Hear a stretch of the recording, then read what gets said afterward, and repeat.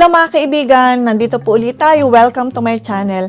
At ang pag-uusapan po natin ngayon ay tungkol sa kaperahan, kaching-kaching. Alam niyo mga kaibigan, akala ko noon imposible na makapunta o makapag-migrate sa ibang bansa na wala kang kamag-anak doon o kaya walang job offer o walang agency o kaya walang malaking show money. Sabi nga nila, kung para sa'yo ay mapapasayo.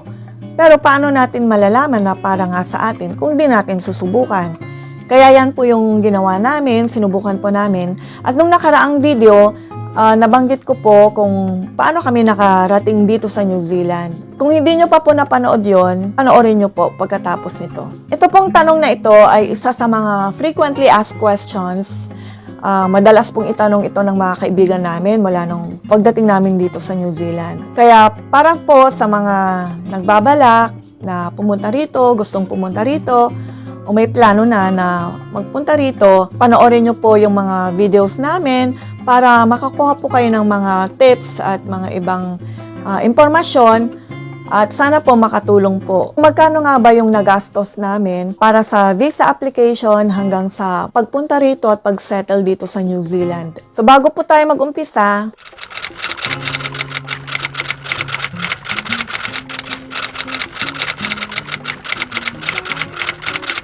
nag-apply po kami directly sa Immigration New Zealand through their website. Wala po kaming agency. So, yung husband ko ang principal applicant, ako at yung panganay namin ang dependents niya. At ang visa namin ay yung tinatawag na Skilled Migrant Category Visa or SMC visa. Gagawa po ako ng ibang video tungkol po sa visa na yan. So, i-discuss ko po yung breakdown ng expenses namin, lahat ng nagastos namin, detalyado po, at yung total. Ito po yung unang gastos namin, 440 New Zealand dollars. Ito ay para dun sa online na expression of interest or EOI na sinubmit po namin. Per application po ito, hindi po per head, kaya kasama na kaming tatlo dyan sa application na yan. Kailangan dito ng credit card, Visa or MasterCard. So mga after several years, tumaas ito, naging 510 New Zealand dollars.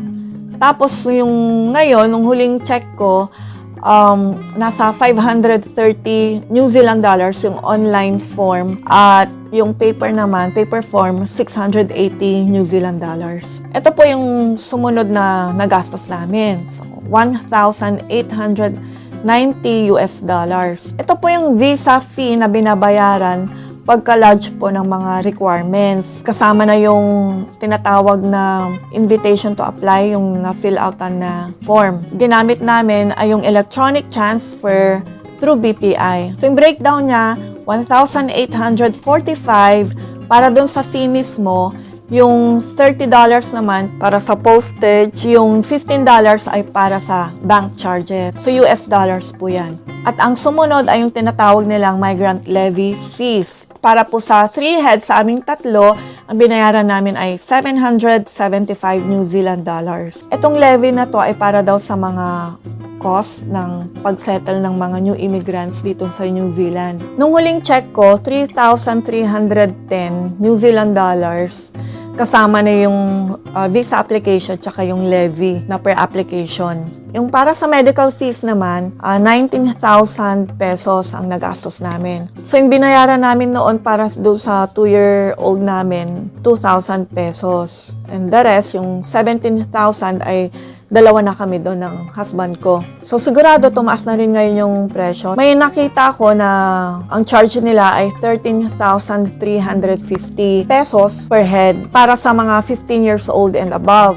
At yung para naman sa below 15 years old, ang charge na nila ngayon ay 5,000 pesos. Yung presyo po ay nag-iba-iba. Depende po ito sa kung anong ospital. Dapat po accredited yung ospital o kaya yung clinic. At para naman sa return courier fee, pag kailangan nang ipadala yung mga passports para matatakan na ng visa, kasama na yung doc stamp, nagastos namin ay 50 US dollars. At ang nagastos namin para sa PDOS ay 1,200 pesos. Dala naman sa shipping, yung mga nagastos namin sa pagpadala ng mga requirements at saka mga malilit na expenses, nasa 3,791. So in total, ang nagastos namin para doon sa mga yon, mga pag-process ng application, sa mga requirements, ay 155,000 pesos, equivalent to 4,079 New Zealand dollars or 3,605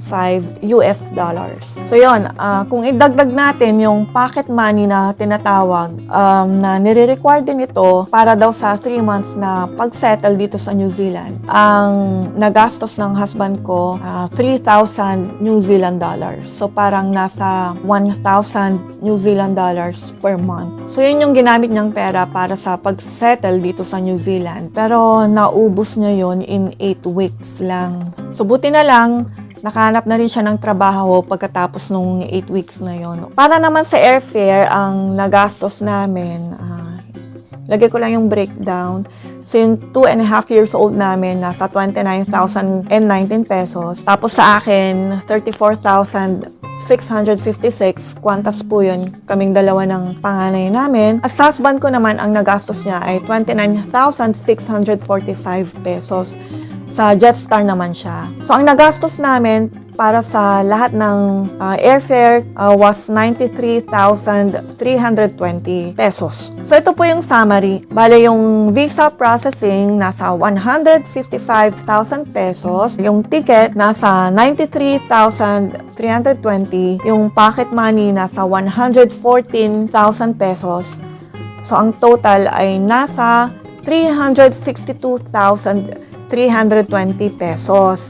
So, kung i-convert natin sa New Zealand dollars, nasa 9,535 New Zealand dollars. Pag US dollars naman, nasa 8,426. So, hindi po ito minsana na expenses. Sa amin po, it took us 2 years para ma-process yung visa application namin. Dapat daw nasa 1 year yan 1 year lang dapat. Kaso nagkaroon ng nag-medical leave yung aming case officer. Okay na rin kasi nagkaroon kami ng time para makapag-ipon pa. Ito pong figures na binigay ko po, hindi pa kasama yung mga expenses or fees na kailangan para sa additional na mga assessments, tsaka mga shipping expenses pa ng mga supporting documents. Kasi yung iba, ni-require sila na mag-submit ng mga additional proofs, mga additional evidences. Kaya yung mga necessary na mga assessments na mag-incur ng additional expenses, gaya nung NZQA, yung PAR na tinatawag, tsaka may mga iba pa, sasabihan ka na is kailangan mong isubmit yung mga additional pang mga documents. Gaya po ng sinabi ko kanina sa nakaraang video namin, wala po kaming immigration advisor kasi po medyo may kamahalan. Approximately, nagre-range po from 900 New Zealand dollars to 1,880 dollars pagkukuha ka ng immigration advisor. Depende yan kung nandito na sa New Zealand yung applicant or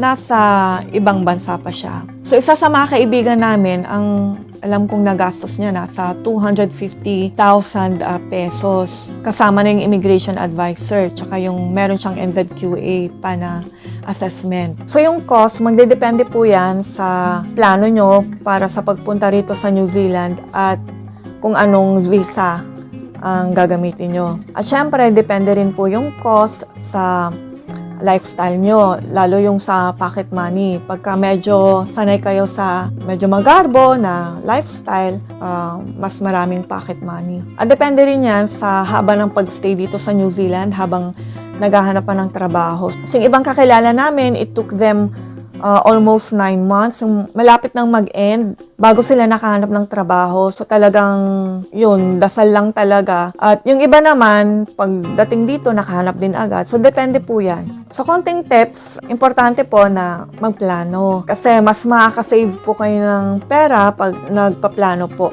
So meron din akong video para dyan sa kung ano yung mga kailangang i-prepare. Meron akong checklist na isi-share ko po sa inyo. Abangan nyo po yan. Importante po na mag-research para alam nyo rin po kung magkano yung iba-budget para sa mga gastusin. Bago po mag-apply ng visa o mag-send ng expression of interest, mas maigi po na nakahanda na lahat ng requirements. Kasi pag kulang-kulang, mas magastos. Tsaka habang tumatagal, nagkakaroon ng delay, yun, mas maraming gastos talaga. Nung nag-decide kami na okay, ituloy na namin yung pag-apply ng visa, pinrepair na po namin yung mga requirements. So, lahat ng naisip namin na pwedeng kailanganin, yung mga credentials, lahat-lahat, hinanda na namin para pagka natapos yung pag-fill out namin ng EOI, ay ready na lahat ng requirements. At syempre, yung isa sa mga major din na mga kailangang paghandaan ay yung pagsisave po ng money para sa lahat ng mga gastusin. So, para po sa mga OFWs o sa mga immigrants po na nasa ibang bansa ngayon, kung maalala nyo pa po, pwede nyong i-comment po kung magkano yung nagastos nyo sa pag-migrate o pagpunta sa ibang bansa. Ilagay nyo lang po kung anong bansa, ano pong visa, at magkano po yung nagastos nyo. Comment lang po kayo sa baba at panoorin nyo po lahat ng aming mga videos. Subscribe na rin po kayo. Salamat and God bless you all.